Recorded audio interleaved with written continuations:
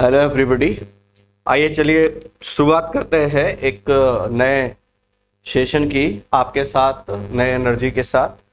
तो फिलहाल mock test की सीरीज जो श्रृंखला चल रही है उसमें आज हम 28 डिस्कस करेंगे और कल की डेट पर आपको 27 मिलने वाला है। तो 28 को स्टार्ट करते हैं विदाउट डिले। तो आई होप बाकी आप अच्छी तरीके से इस क्वेश्चंस की प्रैक्टिस कर रहे होंगे।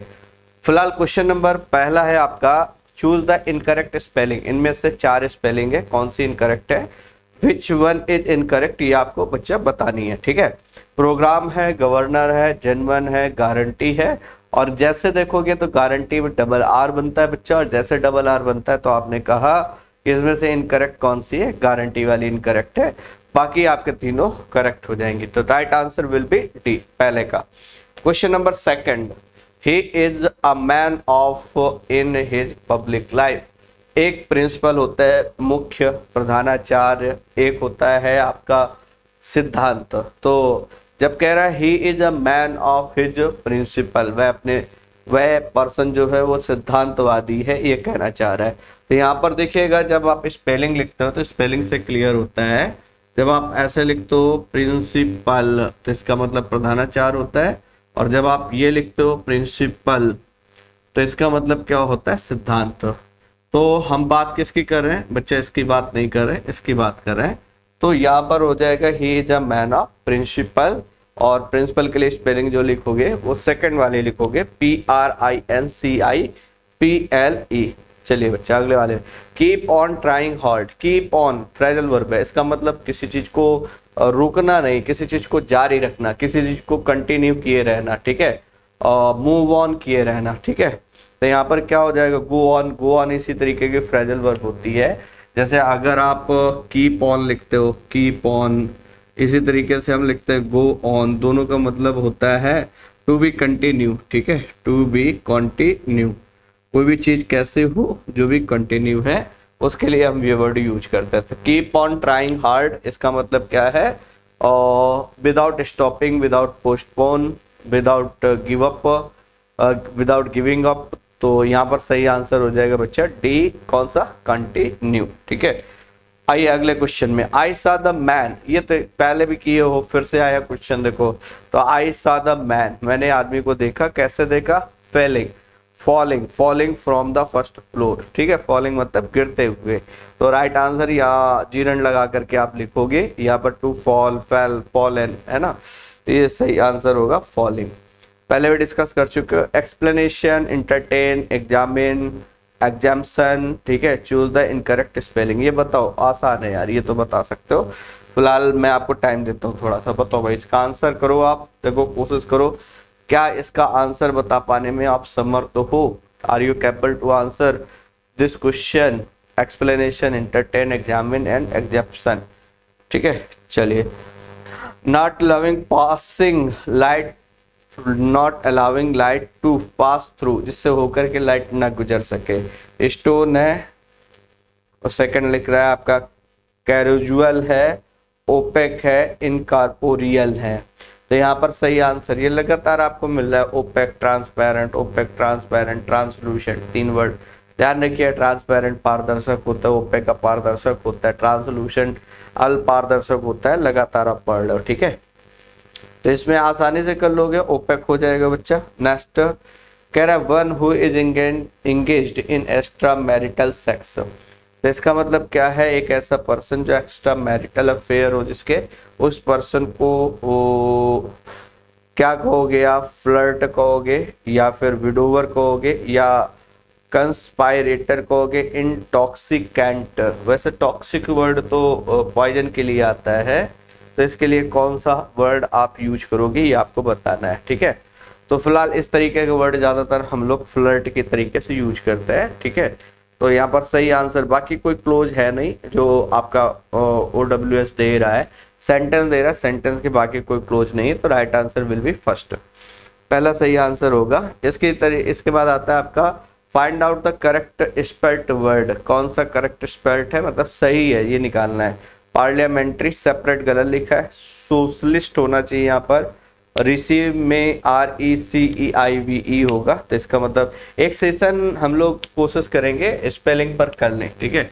और स्पेलिंग वाले जो क्वेश्चन आते हैं तो कोशिश करूंगा मैं आपके साथ एक सेशन इस पर कर लूं, क्योंकि हर एक सेट में आपको स्पेलिंग के क्वेश्चन लगभग ऑलमोस्ट मिल ही रहे हैं।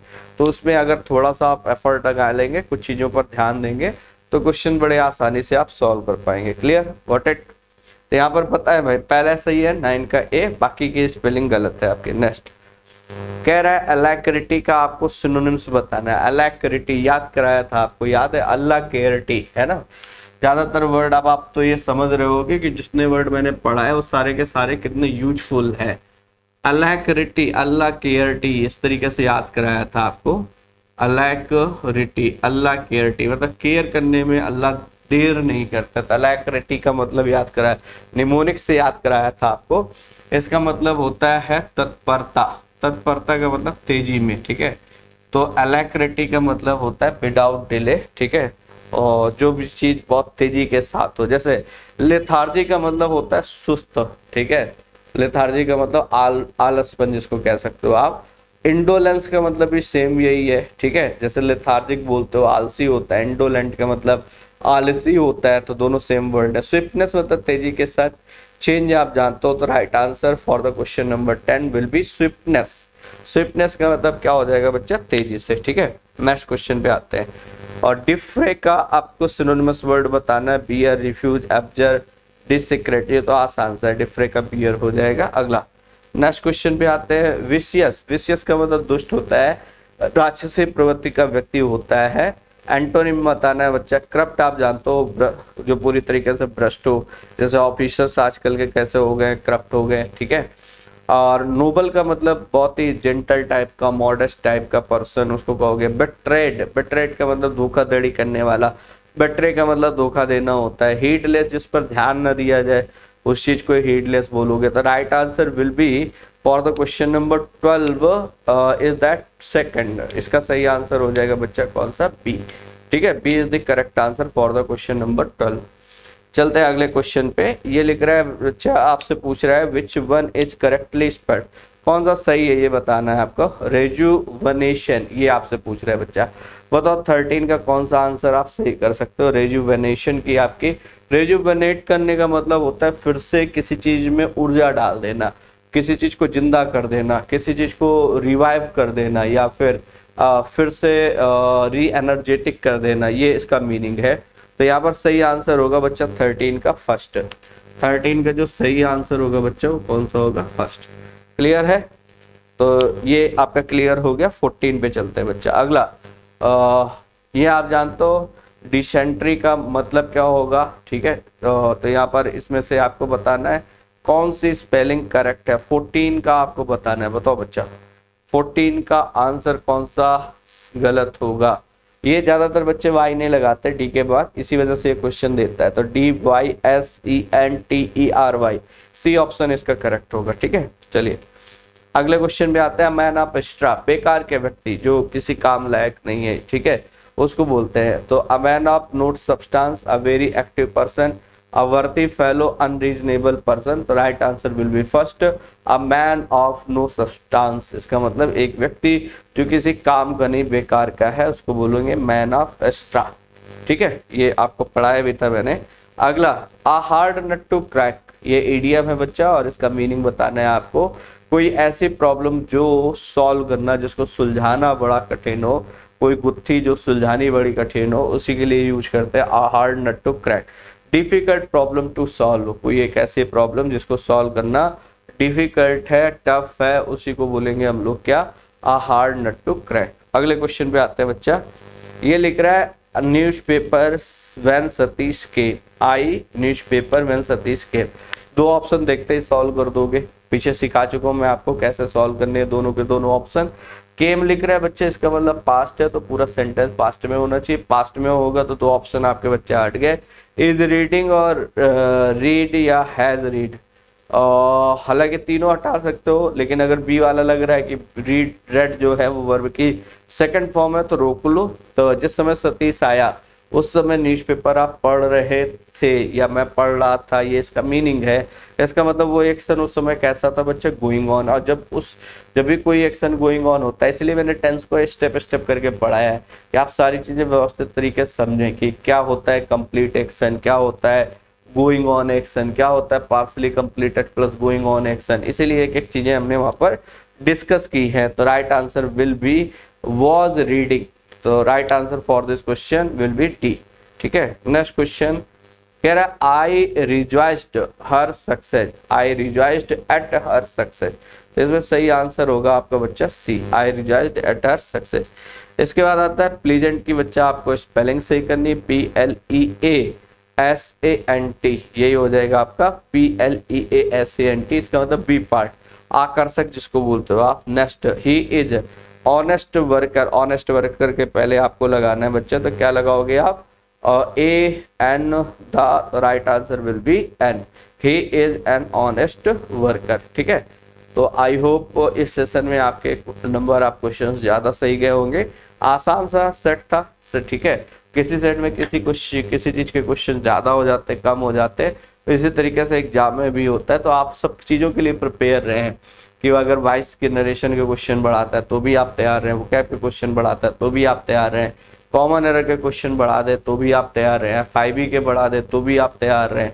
तो इन सब चीज़ों के लिए पहले से आपको प्रिपेयर होना पड़ेगा, प्रिपेयर रहना पड़ेगा, तभी आप उनको सही तरीके से टैकल कर पाएंगे। ठीक है, तो फिलहाल अगले मॉक टेस्ट में आपके साथ फिर से मुलाकात करेंगे, और इसमें आप स्कोर अपना जरूर कमेंट करिए, कितना आपका स्कोर गया, 20 में कितने आपके सही गए। ठीक है, कोशिश करो आप अपने स्कोर को बूस्ट करने की।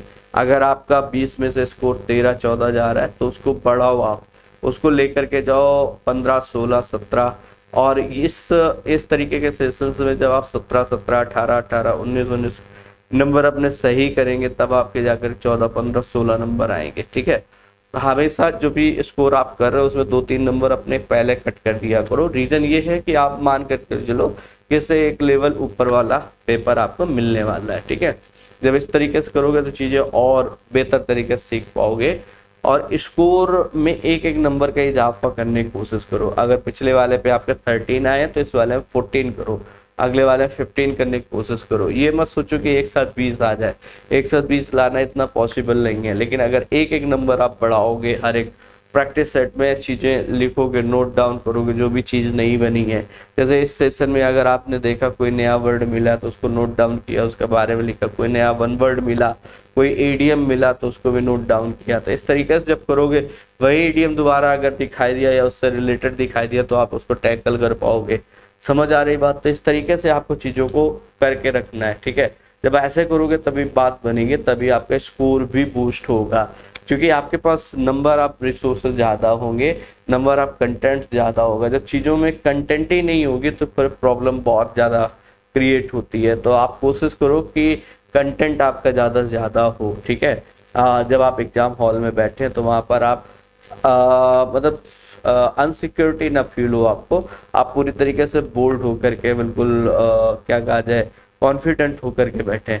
जब आपके अंदर कॉन्फिडेंस कैसे आएगा, कॉन्फिडेंस नहीं मॉक टेस्ट से आएगा, कॉन्फिडेंस इस तरीके के क्वेश्चंस को बार बार करने से आएगा। अब आपको पिछले वाले सेशंस में याद हो गया होगा, असेम्ब्ड के साथ, एम्बैरेस्ड के साथ ऑफ लगाते हैं, ऑब्लाइज्ड के साथ टू और फॉर लगाते हैं, रिस्पॉन्सिबल के साथ टू और फॉर लगाते हैं। ऐसे चीजें आपको धीरे धीरे करनी है। ठीक है, जब इस तरीके से करोगे तभी बात बनने वाली है, तभी आप बेहतर तरीके से सीख पाओगे, कर पाओगे। तो आप करना क्या है आपको कि पूरा सेट देखा करो, उसमें से जहाँ गड़बड़ हो रही है उसको पॉइंट आउट करो, उस पर काम करो। ठीक है, आगे के लिए उस गुत्थी को सुलझा करके रखो। ये क्वेश्चन भाई यदा कदा अगर आगे मिल गया, टकरा गया तो क्या करोगे, तो वो पहले से सोच करके चलो। ठीक है, जब आप पहले से प्री प्लान होकर के काम करोगे तब बेहतर तरीके से कर पाओगे। तो फिलहाल इस सेशन में लेते हैं बच्चा आपसे विदा, अगले सेशन में मिलेंगे नए सीरीज में। ठीक है, मॉक टेस्ट 27 छूटा है, 27 का डिस्कस करेंगे, उसको प्रोसीड करेंगे बच्चा। ठीक है, तो फिलहाल लेते हैं इस सेशन में आपसे विदा। Thank you class.